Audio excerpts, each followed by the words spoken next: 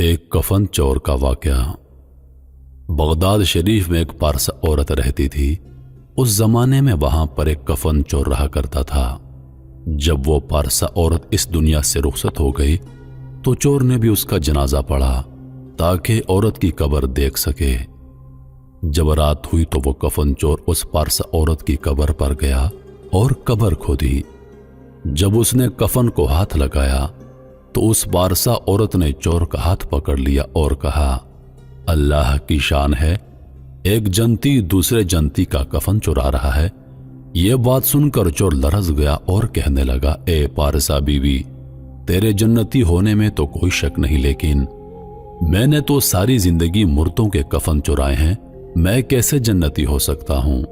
اس پر وہ عورت بولی، اللہ تعالیٰ نے مجھے بخش دیا اور جس نے میرا جنازہ پڑھا اس کو بھی بخش دیا، اور تو نے بھی میرا جنازہ پڑھا ہے۔